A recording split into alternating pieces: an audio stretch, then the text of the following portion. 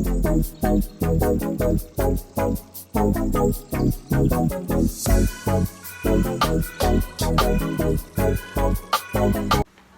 Bu, ada yang bisa saya bantu?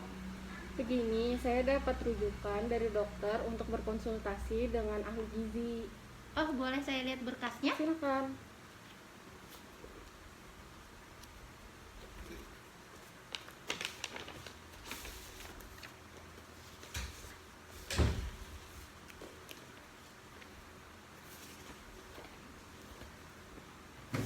Dengan Ibu Dita ya.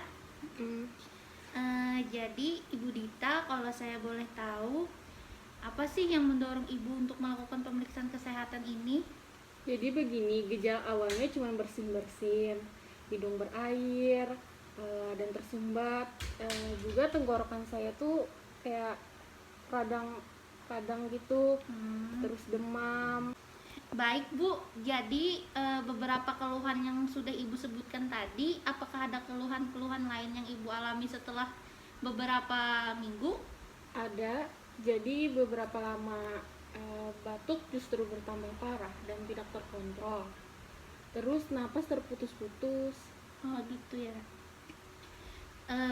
Maaf ya Bu, sebelumnya saya mau tanya, Ibu Dita ini sudah berkeluarga, Sudah punya anak?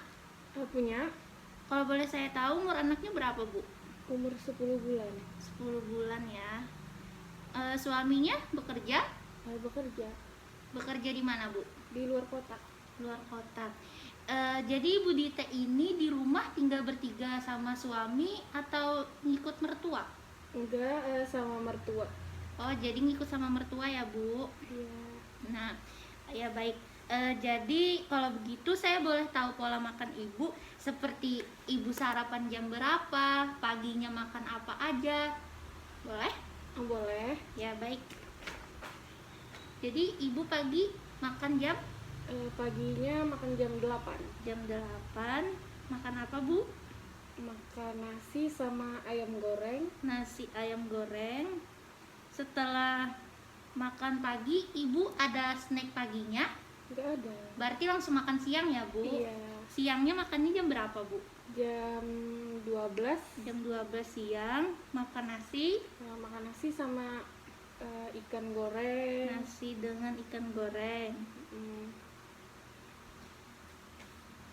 Setelah makan siangnya, apakah ada snack siangnya juga? Snack sore? Enggak ada. Berarti langsung lanjut makan malam juga ya Bu? Iya. Makan malamnya jam berapa Bu? Jam 8 malam. Jam 8. Lauknya? Kayak nasi putih sama telur dadar. Nasi putih dengan telur dadar ya Bu. Baik. Jadi Bu Dita, kita tadi kan sudah berbincang-bincang nih, menggali data terkait riwayat makan Ibu. Nah, jadi Bu, di sini saya akan menjelaskan terkait dengan berkas yang Ibu bawa.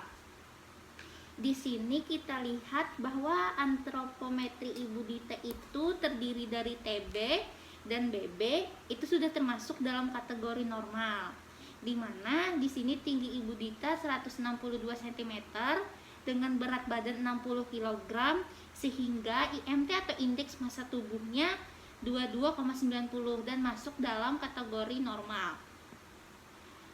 Dan di sini dokter memberikan vonis kepada Ibu Dita penyakit pertusis atau batuk rejan. Iya. Ibu Dita sendiri udah tahu nggak batuk rejan itu apa? Belum. Belum tahu ya Bu. Jadi Bu, batuk rejan itu penyakit pada saluran pernapasan atau paru-paru yang disebabkan oleh infeksi bakteri. Penyakit ini sangat mudah menular dan bisa mengancam nyawa, khususnya kepada anak-anak di bawah umur 12 bulan dan kepada lansia. Jadi Bu, untuk pola makannya Ibu Dita kita ganti ya Bu ya. Untuk paginya kan Ibu Dita ini cuma makan nasi dengan ayam goreng. Iya. Alangkah baiknya ditambah dengan protein nabati, sayur dan buah-buahan. Nasi itu kan Bu termasuk sumber karbohidrat. Ayam goreng itu termasuk protein hewani. Kan kurang tuh Bu protein nabati, sayuran dan buah-buahannya. Jadi kita tambah ya Bu ya. Jadi alangkah baiknya kalau misalkan Ibu Dita paginya itu cuma makan nasi dengan ayam goreng, boleh tuh Bu kita tambahkan protein nabatinya itu seperti tahu goreng atau tempe goreng, tuh boleh. Terus sayur-sayurannya boleh kita tambahkan ketimun. Kalau Ibu Dita suka itu boleh juga. Buah-buahannya misalkan ini kita perumpamaan aja buah apel. Tapi Ibu Dita kalau boleh saya tahu sukanya buah apa? Banyak sih sukanya. Salah satunya? Mangga. Nah, boleh tuh Bu. Mm-mm. Paginya Ibu Dita makan mangga, tapi kalau boleh sih pagi mangganya itu kita buat di makanan selingannya aja. Jadi paginya Ibu Dita boleh makan pisang, itu boleh juga. Oh iya Bu, jadi Ibu tadi kan makannya nggak ada makanan selingan ya Bu ya. Jadi untuk makanan selingan paginya itu Ibu bisa makan biskuit, itu boleh. Sama jus mangga juga boleh. Kalau untuk makanan selingan untuk sorenya, salad buah itu juga bagus. Misalkan es kelapa itu boleh. Jadi suka-suka Ibu aja. Yang penting kalau makanan selingan itu Ibu tahu kan ya, nggak ada makan nasi. Makanan selingan itu sama kayak snack itu boleh.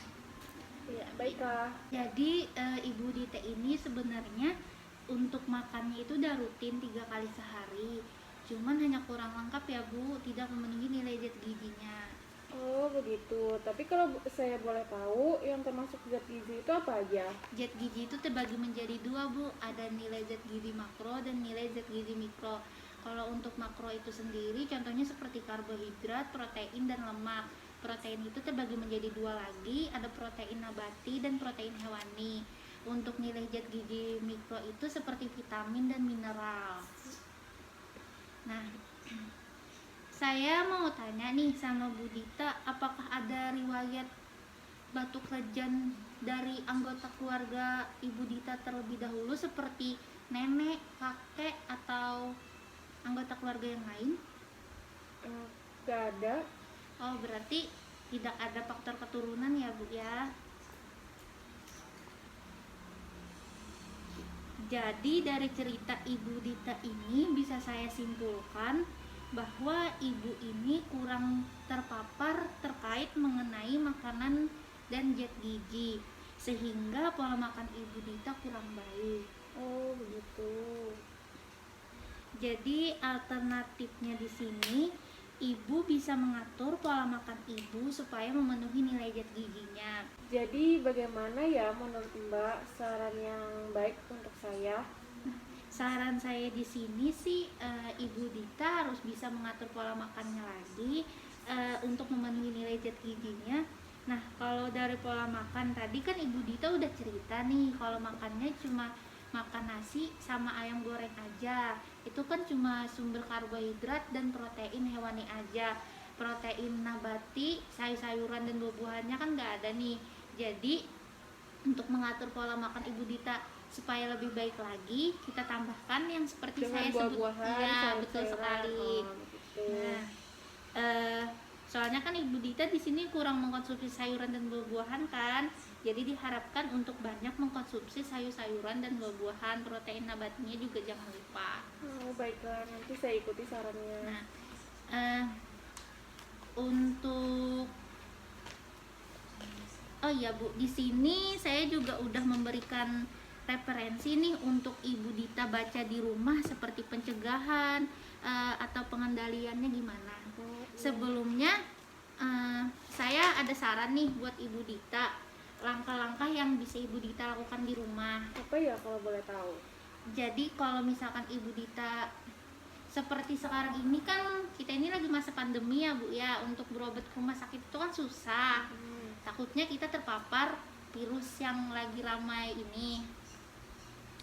Jadi Ibu Dita itu bisa mengkonsumsi obat penurun gejala demam dan radang tenggorokan. Untuk mencegah dehidrasinya, Ibu Dita juga bisa perbanyak minum air putih di rumah ya.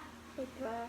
Kalau misalkan Ibu Dita itu batuk, keluarkan aja Bu lendirnya sampai muntah supaya tidak ada batuk yang tersedak atau terhirup kembali. Jadi keluarkan aja semua lendirnya, nggak usah ditahan. Oh iya. Dan jangan lupa banyak istirahat ya Bu ya. Jadi kan Ibu Dita ini di rumah tinggalnya sama mertua ya Bu ya. Iya. Punya anak umurnya 10 bulan.